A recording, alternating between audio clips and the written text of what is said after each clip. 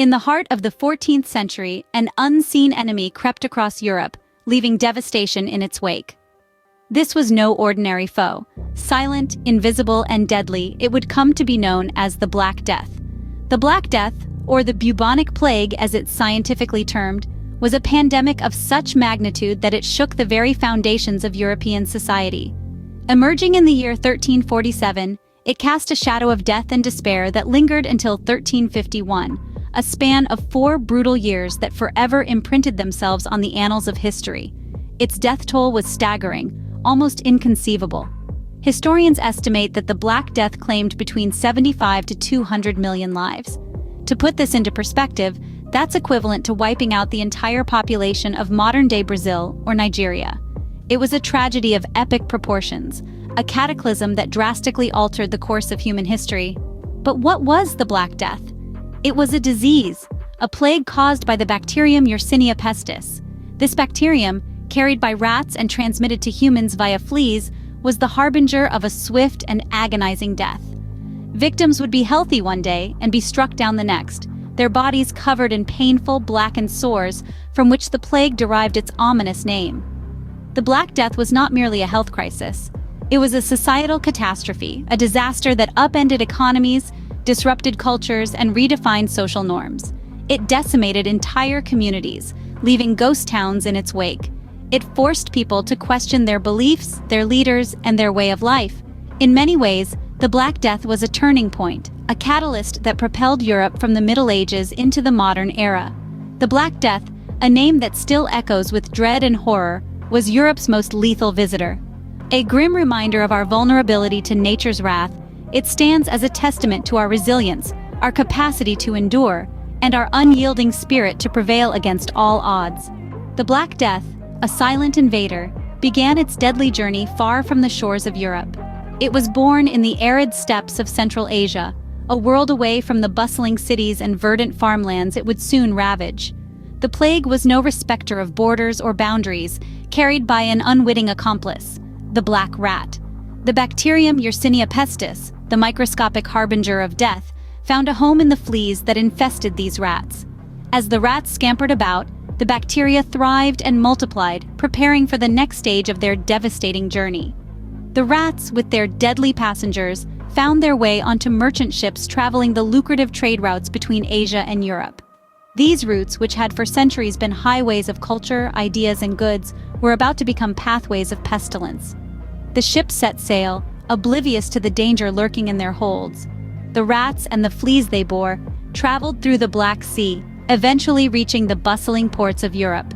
The first recorded European outbreak occurred in Sicily in 1347, and from there, the Black Death spread like wildfire. The trade routes, teeming with activity, facilitated the rapid spread of the plague. From Sicily, it moved north and west, reaching the heart of Europe within a year. It seemed no village, no city, no castle was safe from its grasp. In the span of 4 years, from 1347 to 1351, the Black Death swept across the continent, leaving a trail of death and despair in its wake.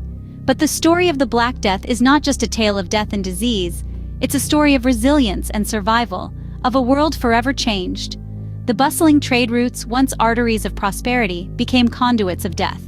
But from this tragedy, a new Europe would emerge, forever marked by its encounter with the Black Death. The Black Death was not just deadly, but gruesomely so, its symptoms a terrifying spectacle. This horrifying plague started subtly with a chill, a fever, fatigue, and aches. But soon, the illness would escalate to something far more sinister. Victims would develop buboes, painful swollen lymph nodes that would grow in the groin, armpit, or neck. Often these buboes would burst, causing excruciating pain and a foul odor. In some cases, victims would experience patches of blackened necrotic skin, giving the disease its ominous name, the Black Death. But the horror didn't end there. In many, the disease progressed to affect the lungs, leading to severe respiratory issues and bloody cough. The final stages were marked by delirium, organ failure, and inevitably, death. From the onset of the first symptoms, a person could be dead within 2 to 7 days. Now, imagine being a physician in the 14th century, confronted with this gruesome and rapidly progressing disease. With no understanding of bacteria or how diseases spread, medical practitioners were left floundering. They attributed the plague to a variety of causes: a punishment from God, a miasma or bad air, or even the alignment of the planets. Treatments as a result were largely ineffective and sometimes even harmful. Bloodletting, a common medical practice of the time, likely worsened the condition of those already weakened by the disease. The application of crushed herbs and spices to the buboes, while it may have offered temporary relief, did little to halt the progression of the disease. The most recognized figure of this time is the plague doctor, with his beaked mask filled with aromatic substances, thought to protect him from the bad air. But even this protective measure was based on a misunderstanding of the disease's true nature. In a world without the knowledge of germs, the Black Death was an inscrutable and merciless killer. It was a grim testament to our past, a time when our understanding of disease was in its infancy, and a grim reminder of the power of nature when it turns against us. The Black Death left more than just bodies in its wake, it transformed the very fabric of society.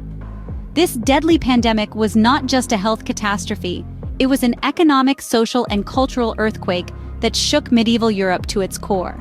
The plague's impact on the economy was profound. The immediate aftermath saw a severe disruption in trade as fear of contagion kept merchants off the roads and away from bustling marketplaces. The shortage of goods led to inflation, making everyday items a luxury for many. The agricultural sector was particularly hit hard.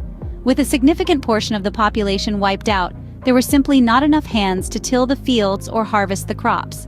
This labor shortage triggered a shift from the feudal system, where peasants were bound to the land, to a wage labor economy, giving the surviving workers leverage to demand better conditions and higher pay. But the societal upheaval didn't stop at the economy. The Black Death forced a dramatic reevaluation of the medical field.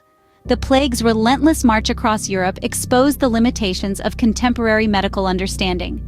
It incited a desperate search for answers, leading to a surge in scientific curiosity that would pave the way for the Renaissance. Religion, too, was not immune to the plague's effects. As the disease claimed victim after victim, faith in the church as a protector was severely shaken. Some turned to flagellation, punishing themselves in public displays of penance, while others sought solace in heretical movements, challenging the church's authority. Finally, the Black Death left an indelible mark on the arts. The shadow of the plague loomed over the works of the time, with motifs of death, decay, and mortality becoming common. This dance macabre, or dance of death, served as a stark reminder of the fragility of life and the inevitability of death. The Black Death, in its brutal reign, reshaped the contours of a continent. Its societal impacts were far-reaching, changing everything from the economy to religion, medicine, and art, leaving a legacy that would echo through the centuries. The Black Death, though centuries passed, still echoes in our world today. Its legacy, etched in the annals of human history, has shaped the course of civilizations, pushing humanity to the brink, only to inspire a resurgence of resilience and innovation. The Black Death was more than a mere plague. It was a cataclysm that shook the foundations of medieval society, forcing a reevaluation of existing societal structures. From its ashes rose a new order. The drastic reduction in population led to labor shortages, giving rise to a more empowered working class.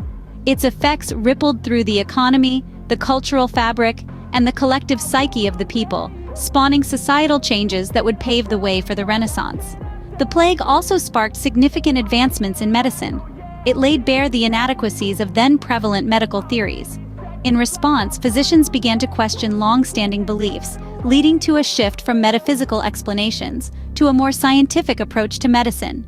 This shift, catalyzed by the Black Death, marked a crucial turning point in the history of medical science.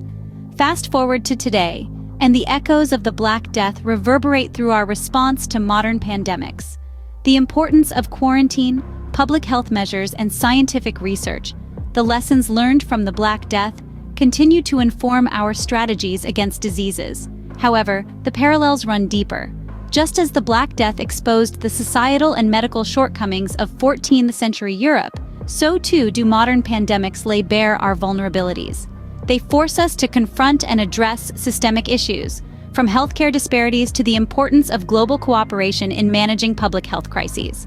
The specter of the Black Death serves as both a sobering reminder of the devastating power of pandemics and an inspiring testament to human resilience. It underscores the importance of learning from history, of remembering that from periods of great adversity can come significant growth and transformation. The Black Death, a dark chapter of our past, still holds lessons for our present. Its echoes serve as a stark reminder of the power of pandemics and the resilience of humanity.